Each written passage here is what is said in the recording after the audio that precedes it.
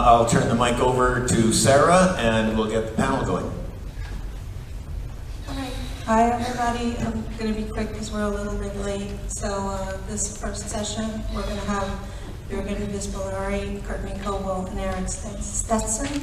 And Jürgen and Courtney are probably more academics, and Jürgen's going to talk about the Finnish experiment a little bit, and Eric runs the ManaBase project, which is a cryptocurrency project that is very interesting. So I think you will enjoy it. I think we should start.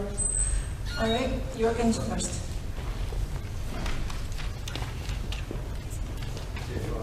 Can you hear me? Okay, well, thanks very much for having me. It's always great to be back in Canada. So I changed the title of my speech because, well, Finland has kind of been in the news recently, so I figured people would want to hear about that. Is this better? Hello? No. Okay, good. Means I can walk around a bit, which is great. So it's sort of 9 a.m. and it's early on a Saturday, so I thought I'd ease you into the topic by asking a very simple question. And the simple question is the following. What the hell is going on in Finland? Right? So you've all seen the news. There's this sort of headlines, right? Finland's universal basic income experiment doesn't work, yada yada.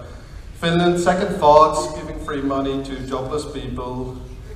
Finland rejects false claims, its basic income trial has failed. So, it's not that easy to actually get the Finns to respond to stuff, but that news really did work. So Kela and the government really came out and said, hold on, what's going on here? What are you guys reporting? So when all this news came out, my inbox literally overflooded with people asking me, help, what's going on here? We hear that the Finnish government has cancelled the experiment, it's not working anymore, we're not doing it anymore, they've reneged on their promises. So what's going on with that? So the short story is, so to the question, what has happened in Finland, what is going on with the experiment, the short answer to that is nothing, right? Literally nothing, okay? Nothing has changed whatsoever. The experiment is going on the way it's been planned, right? With all the defects and all the problems that people have analyzed and have thought. So, you can argue about whether this experiment is a good experiment or a bad experiment, but, whatever it is, it has been decided, whatever had been decided back in 2015, 2016, and then it started 2017, this is still running exactly the way it's been planned. So it will run until the end of the year, and an evaluation will be coming, and so on and so forth. Nothing has changed whatsoever. So there's a serious problem of fake news around this reporting, and when we say fake news these days, it's always tricky because of the Orange Emperor down south, but this really is a case, right? The reporting around basic income and around the Finnish experiment and the Dutch experiments, and I'm not sure about Ontario actually, but for sure the Dutch and the Finnish is absolutely atrocious. So on the Finnish experiment, here's a golden rule. Unless an article is written by a Finnish person or by Kate McFarland, don't buy anything of it. Okay, pretty much. So, or else you can check with me if you like, but So in one sense, on the experiment, things are just going ahead. So that is fake news. Having said that, things have changed a bit in Finland. Namely, one of the things that has happened is that the Finnish government is already making some changes at the social policy level, right? So they are, while this experiment is ongoing, they are, in fact, moving towards what they call an activation model. It has been implemented, which means there's more requirement for unemployed people. So, every 3 months their dossier is reviewed, they have to do an interview. There are some sanctions attached to this. So there's like a 4.65% sanction on, decrease in your benefits if you fail to meet certain conditions and so on. So that has been advertised very much, and that is true in one sense. However, on the implementation side, it turns out that, say, for example, on these interviews, they don't have the people, they don't have the facilities to really follow this up. So on paper, yes, every 3 months you have to be reviewed. But in practice, that's actually not happening, right? The same with the sanctions. I mean, they're enforced in a rather weak sense. And more importantly, you know, elections will be coming up soon. Pretty much all the other parties have said that they will get rid of this. So there's a lot of controversy. So yes, there is an activation model being put in place, which goes against basic income. But whether that stays and how much of, you know, of a hardcore activation model that is very much up in the air, right? So again, the newspapers are kind of flaunting this and saying that, oh my God, this is totally, you know, eating into the basic income. In one sense, yes, but in another sense, we'll have to see what happens, okay? But there's a couple of other interesting questions around this, because in some sense, I mean, should we be surprised that government basically moves on with policy? I mean, did you really expect government to just sit there for 2 years and not do anything? I mean, I didn't. 2 years is a long time in government. Things do move on, right? Right? And that's very important. And it's very important to realize against what sort of background this moves on. Okay? So one of the things I want to discuss briefly is another sort of argument I get a lot, or people telling me, which is that the Finnish experiment is a fake experiment. This is not about whether or not it really tests for basic income. But this is the idea that the government, in some sense, you know, wanted to do this experiment to keep the people happy, but really they have no commitment to this and so on whatsoever, okay? So what to think about this? So I told Carl Weiderquist yesterday in the pub I would give a shout out to him. So here is a shout out to Carl. So in his talk, and I imagine in his forthcoming book, he talks about the idea that an experiment is a very cheap way for the government to say no to a demand for basic income. And like with anything that sounds really good, it does sound very good, but it's only half true, right? So it is true in the sense that, you know, yeah, it is a cheaper way than having a full-on implemented basic income. But of course, the cheapest way to say no is simply to say no, right? So the idea that governments are going to come up with experiments, which are fairly costly affairs, right? I mean, the idea that they're going to do this because somehow there's a massive amount of pressure and, you know, they're somehow feeling forced into giving us something, I find slightly awkward. So here is why I find it awkward. I mean, think about the basic income movement. And, you know, no offense to all the people who are putting in a hell of a lot of really good work into this, but we're a bit of a kumbaya movement, right? I mean, we are not like the trade unions who can really, in some countries, especially Finland and the Scandinavian countries, who can really put a lot of pressure on governments, right? We are not occupying offices and buildings and so on and so forth. We are not the sort of organizations who are already fully embedded into the policy process and we can put pressure on governments, right? That's not what we are. I mean, what we usually do, we give a lot of information, we talk to people, we inform people, right? But we're very much dependent on governments and politicians, in some sense already inviting us at the table. And that's a very important distinction. Because frankly, if I go to a politician and I say, look, I want you to give me a basic income or else, and this guy or woman tells me or else what? I mean, the only answer I have, or else I'll be back next week asking for exactly the same thing. Right? I mean, that's what we can do. So yes, the basic income movement is growing, right? It is growing and we're doing a hell of a lot of really interesting work, and basic income itself is growing. But I'm still waiting for an explanation of why that's the case, right? And I think in a way, and this is relevant to Finland, and I'm going to show you a couple of slides about some of the politics behind it in Finland specifically in a minute. There is a sense where we have to realize that the experiments are the anomaly, you know, so people in some sense, you know, moving back to activation underneath the experiment is actually the normal politics. What we really have to realize is how weirdly unique this whole move to experiments is. And I don't have an explanation. I hear people coming up with their little pet theories, you know, it's austerity, it's the robots, it's this, it's that. The explanation probably is a bit of everything, but we really don't know, right? We're really campaigning for this, but they had no idea that this was going to happen. I'm sure it's the same experience, you know, BICN probably was taken by surprise partly. We look at that for like 30 years, right? So what do we find? So what you see in each of these are the main Finnish parties, over time having support for basic income relative to each other. So these are not sort of absolute numbers. This is, the Centre Party is more supportive than the Christian Democrats and so on and so forth. So, they react to each other, if you like, which makes sense in politics. The ones that are circled are the ones that are in government at the moment. The coalition party are the ones delivering the Minister of Finance, who pretty much blocked all the stuff we wanted to do on the tax side. So that's a very simple political explanation for you. The true Finns is the Minister of Social Affairs, who's supposed to run this. Again, not exactly massively in favor. 3 minutes, blimey. Favor, right? So it's important to realize this. We have a coalition of people, who internally in the government already are fighting about this basic income thing. Secondly, we then have the people really in favor, the Greens and the Left Alliance. They were in opposition, right? So when the experiment came up, they faced the following paradox. Yes, on the one hand, we have a basic income. This is really exciting. We've been campaigning for this for a long time. But it's proposed by the wrong people. So what do? Right? So this is people here talk about conversions and the left and the right getting together and kumbaya and it's all great. This is conversions, right? So we have a model that everyone converges around. It got through the legislation, but no one really supports it. Not really.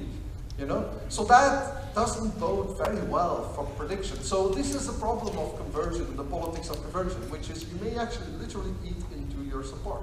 It's tricky. So politics matters. You don't have to go conspiracy, fake experiment to realize that real political constraints matter. So I want to show you another one. This is something really funny, interesting we did. We actually decided to correlate this with political determinants. So what explains, in a sense, why particular political parties are supportive or not? And we looked at various things. So here is the left and right issue. This is the ideological orientation. So one of the fascinating, so all these little dots, so to speak, are the positions in every particular election cycle, right? So again, the circles are the political parties, right? And if you go, the top left is the most left-wing party, then it goes to Greens, and so on and so forth. So, and then you get to bottom right, which is the most right-wing party. This is based on, on measures from the comparative, Jesus, what's it calling it? I forget the name of the CMP now, the Comparative Manifesto Agenda Project. So what they do is, they don't look, this is not measuring people's basic income ideas, whether they're left or right. They look at all the programs. They look at their views on defense and the economy and civil rights and everything, right? So they measure whether political parties in a given election are more to the left than to the right. So here's a really, really fascinating result. What we find is that the more you are a left-wing party compared to other parties, the more chance that you're going to be supportive for basic income, right? So in some sense, being a left-wing party is something of a predictor for being supportive for basic income. More to the left rather than to the right. Interestingly, over time, the more your program shifts to the right, the more it's likely that you're going to be supporting basic income. This is really weird. This is an interesting paradox, right? So left-wing parties matter. They're the ones driving it, if you like, but they're driving it at a moment when their programs are more to the right compared to where they were before or after, right? So what do we do with this?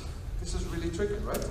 So, and this is not just thinking about basic income, so to speak, being, this is not just about basic income strategy. This is the actual orientation of the programs themselves, the parties themselves, the discourse itself. So one way to interpret this, but it's only one way, is to think that in some sense for left-wing parties, basic income is an interesting option when a lot of the real left-wing policies somehow are discredited, right? So I'm not entirely sure what to do with this. We're still, this is really stuff that we're working on at the moment. This is the first time I'm actually showing this, right? So we're still figuring this out. But it's an important constraint when you think about what type of basic income you want and how much you want this to focus on, rights and dignity and anti-poverty and so on and so forth. I'm going to show you a final one. This is actually work done by one of the co-authors of the other project, but separately, Johanna Perkio. So she's doing really interesting work about the framing of the debate. This is the same documents, the same time frame, 79 to 2016, but she's looking at what are the themes, the frames that are arriving. And you see the debate shifting, If you go to the bottom, you see things like work alternatives and transformation of work, sort of popping up with little blips, right? So from the left to the right, this is the time, if you like, right? And the bottom to top is the amount of documents, the amount of statements you have on this particular issue. So, by the way, I'm only showing you here the top 6 of frames. So below this were issues like justice and dignity and so on and so forth, and they barely feature in the discussion, right? So we like to talk about this, but in the actual political discussion, it barely features. So what's the most important insight here? Look at activation. At the moment, in Finland, basic income discourse is all featured about activation. That's a real constraint. That's a real political constraint you have to work with. Okay? So when you think about what's happening in Finland, what's happening in Finland, how do we think about the experiment in Finland? How do we see this happening? You need to keep in mind the politics of it all, including the fact that activation is a major consideration, right? Sorry?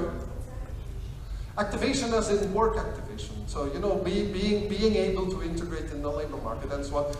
Again, there's a bit, there's some people arguing this in a slightly broader sense, but ultimately it's a very strong, labor market integrated kind of feature, okay?